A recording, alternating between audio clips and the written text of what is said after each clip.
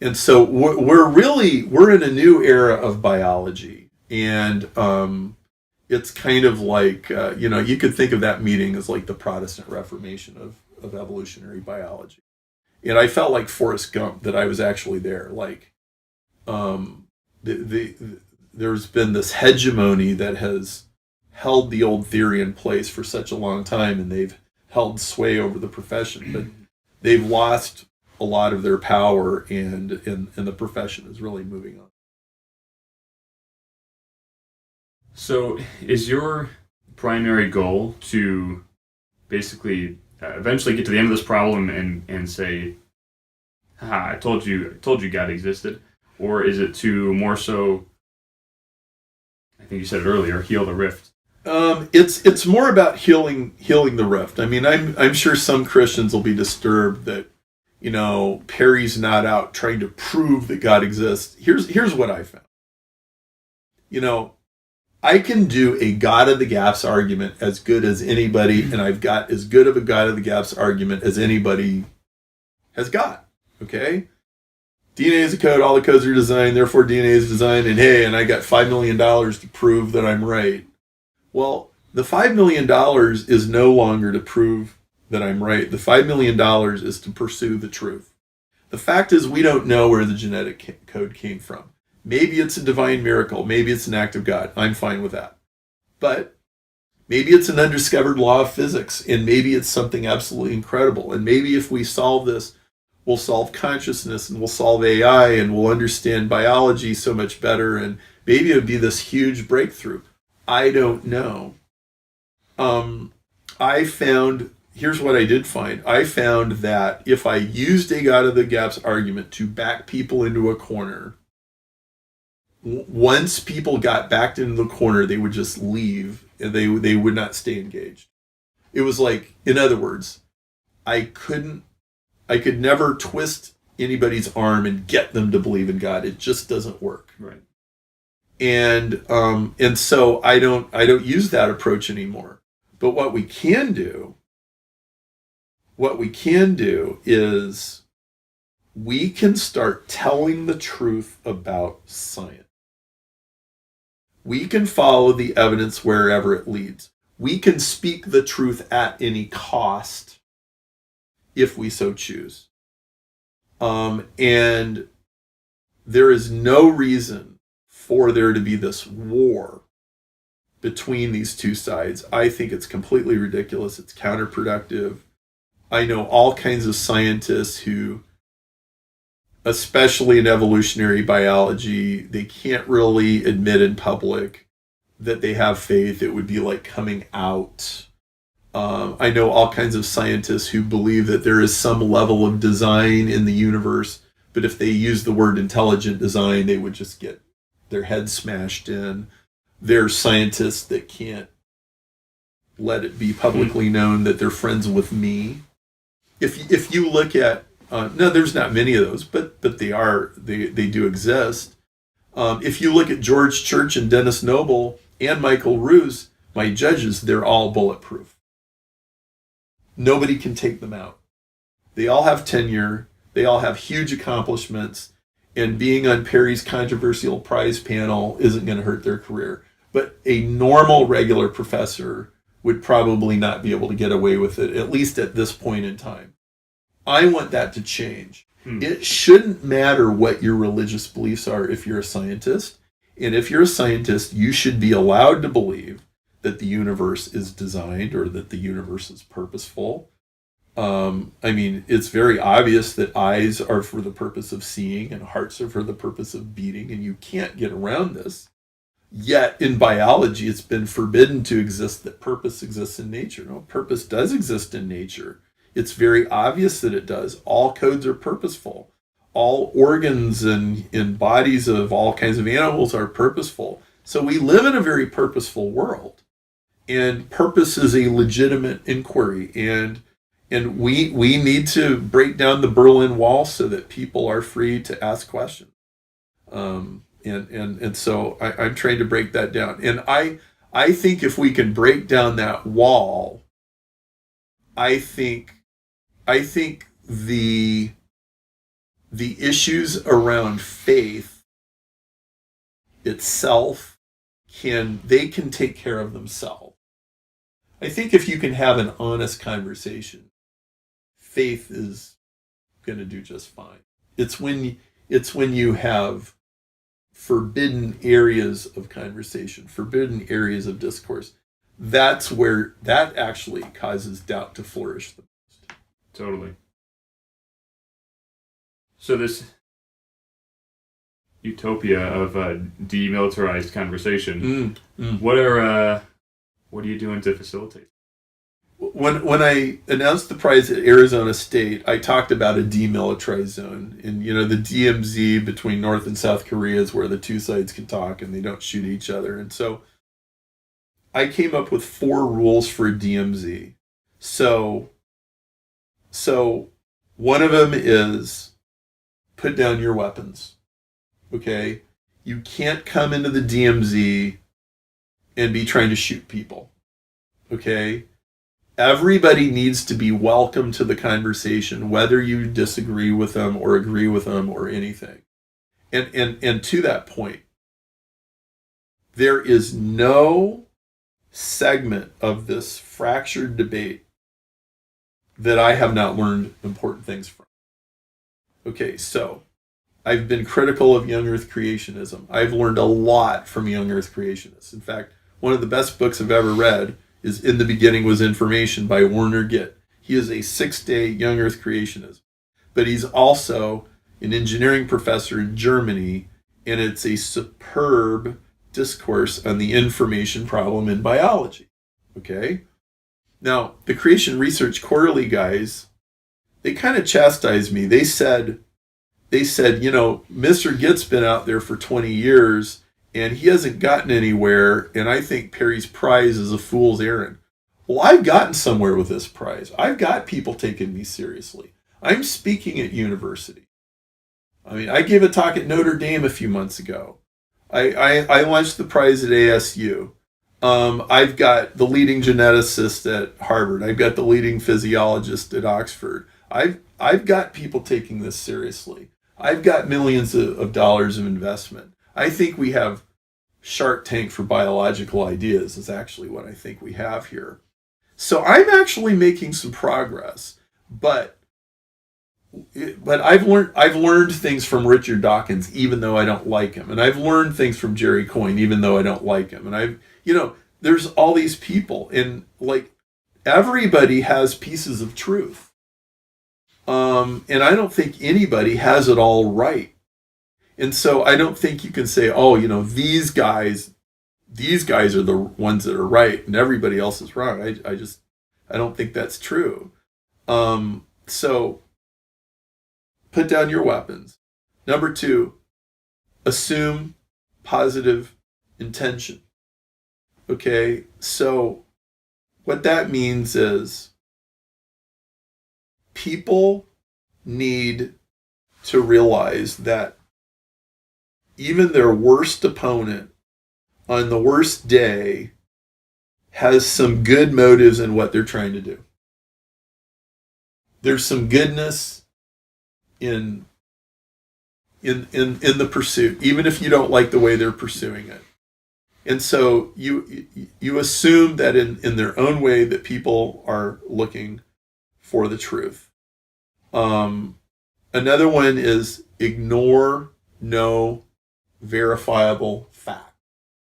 If you can figure out that it's true, then figure out that it's true. And you don't get to sweep things off the table that don't seem to fit your model.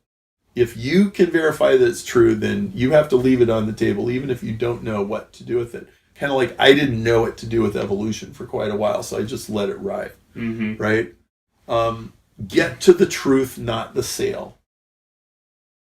In other words, make this about finding the truth. Don't make it about beating your ideological drum. And I got this from my friend Ari Galper, who's a sales trainer. And he does these workshops where he'll train salespeople, and he has to deprogram them from being a little propagandist for whatever brand of car they're selling or whatever their product is. Like, no. Your first job is to figure out, does the person you're selling to even need this in the first place?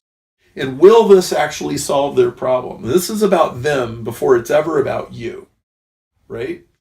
And, well, if people do that, they can actually trust salespeople. Have you ever gone to a salesperson who's like, oh, I wouldn't put siding on that house. In fact, that whole wall needs to be ripped out because it's got mold in it. You know, where a lousy salesman, he'd just sell you the siding. And then you put new siding over a house that's rotting, right? And you respect people that actually consider what your needs actually are. And so those are the rules of the DMZ. And, if people can stick to those rules, I think we can have a peaceful conversation. And people, the creationists know a lot of valuable stuff. And the creationists have brought up many critiques of evolution that are valid.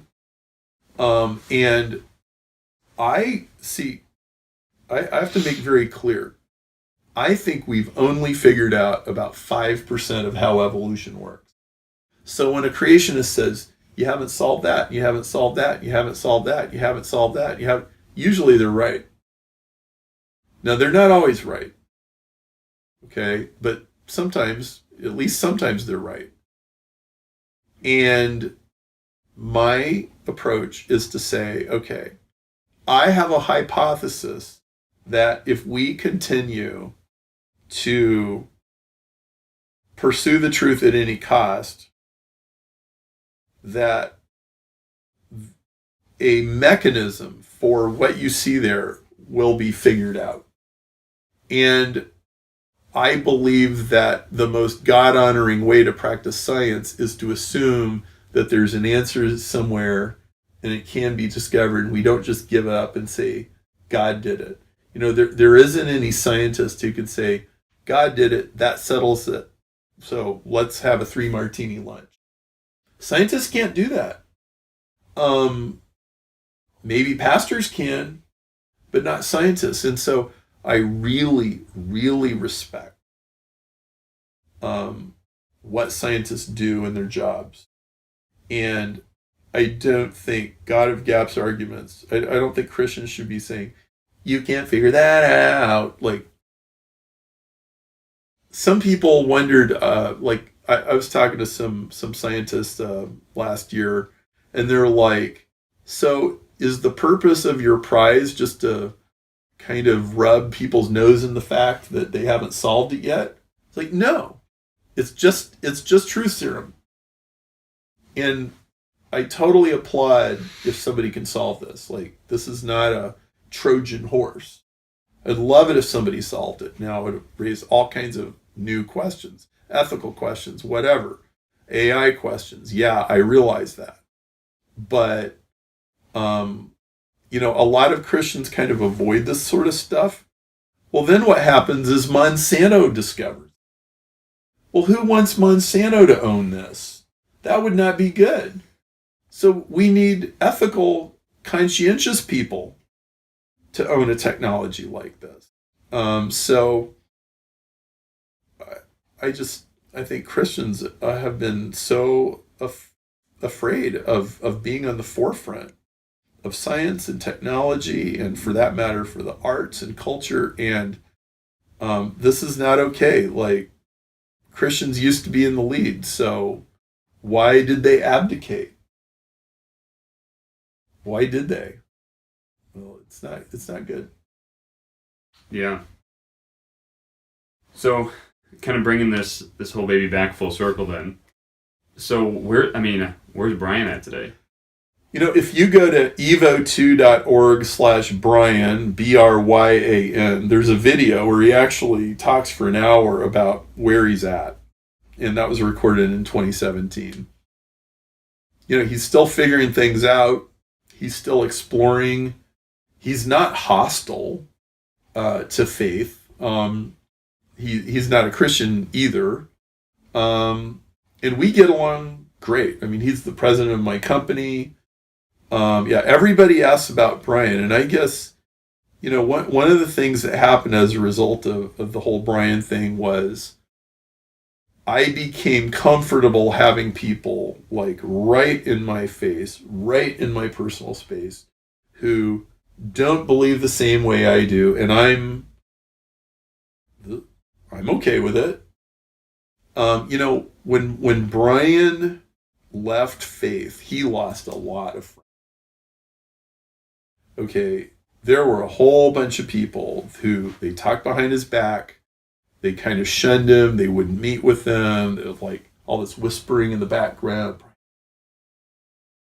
And it's like he found out who his real friends really were.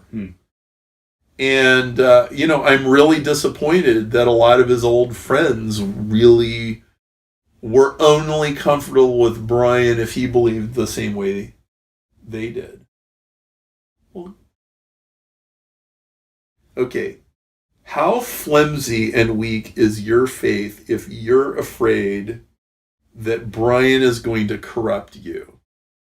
And how come you're not willing to go to the bottom of the swamp with your beliefs and figure out why you believe what you believe? Or are you just going to recite a doctrine that somebody else gave you? Sure. And, so, yeah, I mean, people of all kinds of persuasions. I mean, I've got none of my judges are Christians. I've got investors who are Christians. I've got investors who aren't Christians. I mix it up with everybody, and I love it. It's like those secret groups that we did at Willow Creek. It's like, that was a DMZ. You do not have to believe the way I do to sit here at the table and talk about this. As long as we can just have a conversation. Can't we just have a conversation? Like, isn't social media polarized enough? If you're a Christian, can you have a beer with atheists and figure out how you're going to get along and talk about this stuff and just be calm? Man, we need that. Like, if people can't learn to do that, we're in trouble. Totally. So this is about the DMZ. This is about opening up the space. This is about having the conversation. It's about healing the rift between science and religion. I've got 2 lifetime ambitions. I want to heal the rift between science and religion and start a second renaissance. And if you're going to have a second renaissance, people have to be curious and they have to want to know. And they have to just not be content with the answer that somebody served them on a silver platter. And that's what happened to me when I got plunged into this. I said, I'm not taking anybody's answer for this. I'm going to go to the most fundamental definitions, the most fundamental reality that I can find. And then I'm just going to keep chiseling harder. And I'm going to put things on the anvil. I'm going to pound them as hard as I can. And if it breaks, it breaks, and I'll give it up. And if it holds together, it holds together. So how do you read Genesis? Because a lot of this talk can totally change the way that we view Genesis if we view it in a 6-day creationist type of view. So first I want to say that the way that Genesis has become interpreted by American evangelicals, because actually this way of reading Genesis it's very peculiar to Americans or American exports. Okay, like the Catholics don't read it this way, the Orthodox don't read it this way, the Pentecostals may or may not read it this way, but that way of reading Genesis is very brittle, and it's like, well, if I change anything at the beginning, then the perception is that like the whole gospel falls apart, the whole Bible falls apart.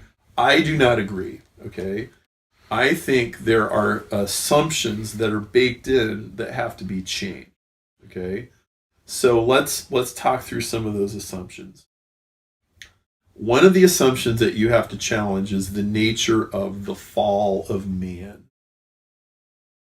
So the traditional version is that planet Earth was a perfect paradise, and the Garden of Eden was a perfect paradise, and then man sinned, and then death came into the world. Okay. I think that's the wrong definition of the fall, and I don't think that definition is even biblical. The fall is not the introduction of animal death in the world or physical death in the world. The fall is the loss of connection with God. Two totally different things. Okay, you'll notice in the Garden of Eden story, there's a tree of knowledge of good and evil, and there's a tree of life. And they chose the knowledge of good and evil over the tree of life. Why is there a tree of life if they're immortal? They're not. They're not immortal. And death does exist in the world. Now, science tells us this very clearly. But even the Bible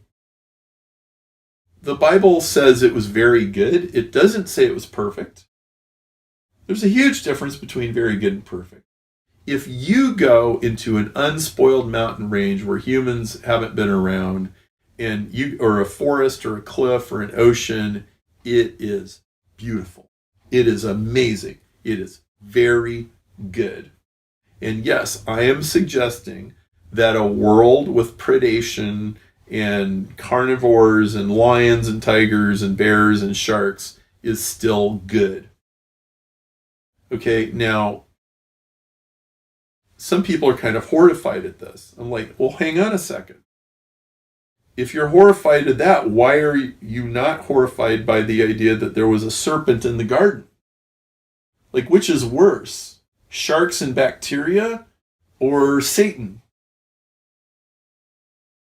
Look, any way I read the Genesis story, conflict is baked in from the word go. Conflict is waiting to happen. I think the young earth position just turns a blind eye to that and goes, oh, God would never make a world where there's conflict.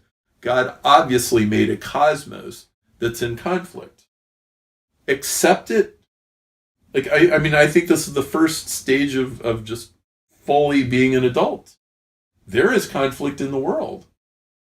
So, you know, this idea that death came from Adam's sin, this comes from Romans 5. But if you read Romans 5 very carefully, it's very clearly he's not talking about animals, and he's not even talking about physical death. He's talking about spiritual death. He's talking about separation from God. Okay, so if you redefine the fall a little bit, which you have to in order to line up with everything that we know about the world, okay, so there was death going on in the world for millions of years, as all of our geology and anthropology and everything clearly shows us. Okay, so the next thing, so there's some more assumptions that have gotten baked in, snuck in to Christian theology that I think are wrong. Another one of these assumptions is the idea that sin is transmitted genetically. Well, this idea came from Augustine, but it's not in the Bible. As far as I can tell, sin is transmitted by knowledge. Sin is transmitted the same way salvation is, by knowledge. And so Adam wasn't the first human. Adam was the first prophet. There were other people around. The scripture even implies that there were. Cain kills Abel and he's like, oh no, somebody's going to kill me. Who? According to the story, there's only mom, dad, and him. Who's he talking about? And then he runs to a city. He gets married. He goes somewhere. He gets married and he builds a city. He gets married to who? And he builds a city for who?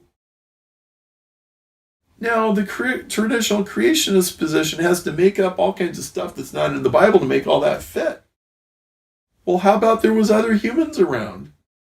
And Adam was the first one that God revealed himself to. And I've got a book called Historical Genesis from Adam to Abraham by Richard Fisher. And I know Richard, he's a friend of mine. It's a brilliant book. He explains how there are references to a holy man named Adam in ancient Mesopotamian literature. And that this was a real guy. And he was the first Semitic person. He wasn't the first human. Anthropology clearly shows us that there were other humans. Let's take another few assumptions. Day is a period of time. Well, that's what I assume. A day. Why would you assume that a day is 24 hours if regular days, seasons, and years don't appear until day 4? And then at the beginning of Genesis 2, it talks about the whole creation from the previous chapter as happening in a day, using the word yom. So the word day isn't even consistent in its use. So I don't see any reason to be dogmatic about the word day. I think the reason that they insist on short days and a perfect creation is that makes all sin and death. It lays sin and death at the feet of mankind instead of God. And a lot of people are more comfortable laying all that at man's feet instead of God's because of the suffering that goes on in the world. Like, well, okay, so if lions have been eating rabbits, for millions of years, then wow, that's a cruel world. Yes, it is. And you need to accept it. If you can accept the fact that there was a serpent in the Garden of Eden, I don't see why you can't accept that there's animals eating animals in the world. Okay, and then one other assumption. If you read Genesis assuming that the story is told from an earthly point of view and not from outer space, then all of a sudden it makes sense that there was light, but there weren't days and years and seasons. There weren't seasons and years before day 4, which is when the atmosphere would have been transparent enough to see the sun and the moon.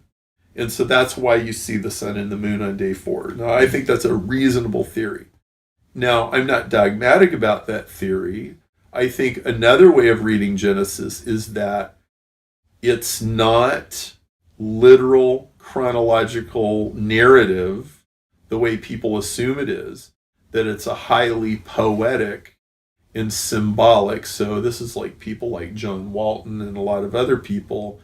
They have a very different interpretation. And I think there are good arguments for saying that you shouldn't try to overlay the Genesis 1 story with modern cosmology and make them line up. And they may be right. I'll only point out that if you assume a day is a period of time, if you assume the story is told from an earthly perspective, and if you assume Adam was the first prophet, not the first human, the whole thing fits modern cosmology just fine.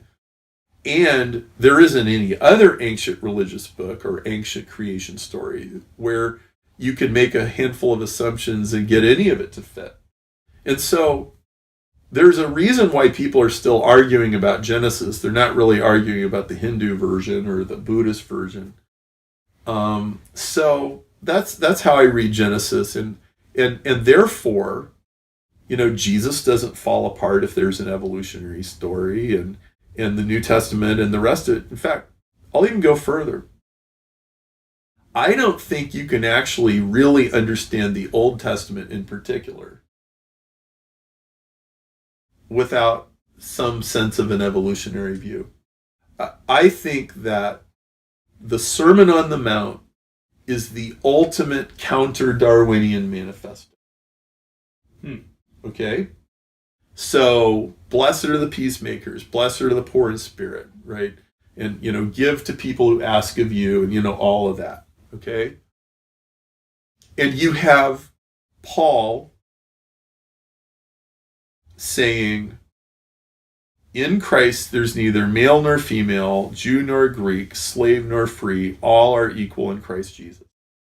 Okay. Nobody had ever said that, or really anything quite like it before then. The notion of all human beings being equal did not exist before Jesus and Paul. Didn't exist. Wasn't to be found. Okay, well, I'm going to go a little further and say equality didn't exist. There wasn't equality in the world. Now, Alexis de Tocqueville wrote this book called Democracy in America. And the French sent him to the United States in the 1820s and 30s. The French aristocracy was freaking out. They were like, what is this democracy thing? What's going on in America? This is like turning everything upside down. They were scared. And everybody in Europe is talking about America. So they sent the smartest guy they could find to America, Alexis de Tocqueville. He wrote Democracy in America. It is one of the best books I've ever read. And in that book, he says, okay, so what is the core DNA of the United States? What's it based on? And he said, it's based on two things. It's based on equality and individualism. And he coined the term individualism. Okay? He needed that word to describe Americans because it didn't exist that way in Europe. And he said, these two things in tension with each other are what drive America.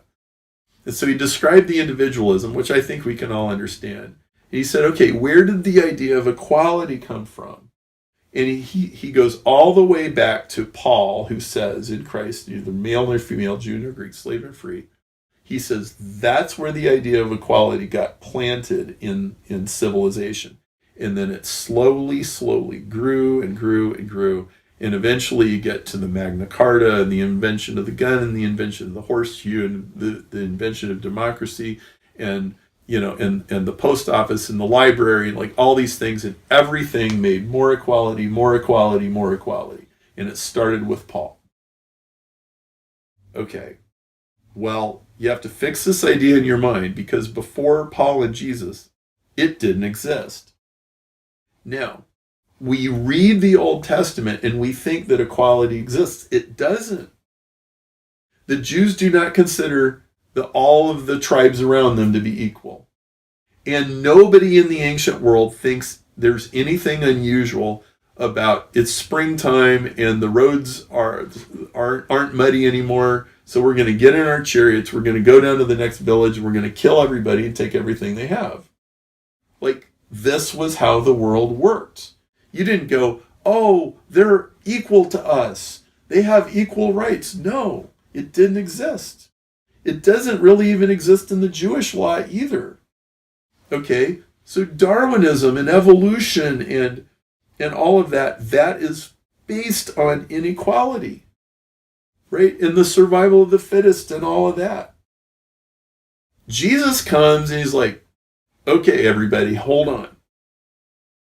That will only get you so far. It'll get you tribalism, it'll get you tribe warfare, and it'll get you, people struggling for dominance and superiority. It won't get you the kind of peaceful society that humans want in their hearts. What humans want in the sense of being reconnected to God and going back to the Garden of Eden, which I think was an opportunity to heal the earth. It was an opportunity to own our authority and be connected to God. But Jesus is like, okay, let's take a second run at this, but everybody is equal. You're equal to me, equal to her, equal to him, black, white, Jew, slave, free, everybody's equal, right? And then this equality juggernaut, as Tocqueville explains how it comes in and it starts eating away at racism, it starts eating away at slavery, it starts eating away at tribalism. Okay, so you have to understand what's the idea of the Garden of Eden. It's the first shot at creating this equality, which failed. Okay, so now we have a second shot, which is Christ. But the Old Testament suddenly makes sense why this inequality, why we're going and killing the Hittites and all this kind of stuff. It's because they were not considered to be equal. They were not considered to be children of God. Now, I don't have time to go any further into trying to explain this, but I think if you understand, see, you read the Old Testament, and especially you get to the children of Israel and at the beginning of Exodus, and then you pay attention. it's like this really primitive society. They're like children. And what you see in the course of the Bible is you see humanity growing up. And then you get to the New Testament, it's like, okay, now you're ready for the real stuff. And the real stuff is you're all made in the image of God. And you can all have the Spirit of God. And you can start to create a civilization that you could have never imagined in that old world. And you can't judge that ancient world by the new world because the human race had to evolve through it. If you believe in evolution, then you understand that the Old Testament is just reporting the evolution of the human race. And that's where we were. And we were in this very immature state of being able to relate to God too. So you have a necessarily limited understanding of God, which is not what we have now. We have a much better understanding of God. So I believe in an evolutionary arc, and I believe the most evolutionary figure in human history is Jesus. Nobody equals Jesus. Like, even 5-year-olds know that Jesus doesn't kill people. I mean, we all know how abusive religion has been. And there's Mr. G demoting my dad for taking mom to a psychiatrist. And, there's the scientist, basically kicking Barbara McClintock out of their little club for thinking that plants edit their own DNA. And there's all these injustices that happen. But we know they're wrong, okay? And we know Jesus doesn't treat people that way. Jesus has like the most consistent branding of anybody in history. Speaking as a marketing guy, right? Even all the 5-year-olds, all the Muslims, all the Jews, they all know that Jesus is a peaceful guy, right? They all have some idea what would Jesus do. Well, that's the evolution that we have to aspire to, and it becomes pretty clear that you have this arc of physical evolution, which is natural genetic engineering, and it will only take you so far. And when you want to evolve spiritually, you have to completely redefine even what evolution is. And that's what the New Testament is. And it's what the prophets in the Old Testament were always hinting at. And there's always these prophetic passages by Isaiah or whatever where they're envisioning a peaceful society. And a lot of evangelical Christians think that we ever had that in the past. No, we didn't. It never existed. There was a hint of it in the Garden of Eden, but I mean, however long it took, it was like they punted on that plan, and then we're back to the evolutionary world we came from, except now we have this knowledge that we can't get rid of, and it's this knowledge of God, and so it chafes at us. And so it's that chafing between this idea of what a godly kingdom might be like versus this tribal world we live in that kind of explains the whole path of people throughout religious inquiry and seeking after God.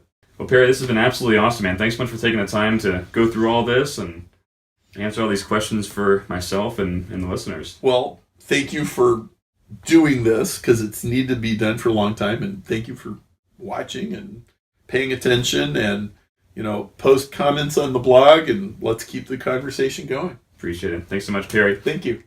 Guys, have a great day. This is Perry Marshall, Evolution 2.0. Thanks.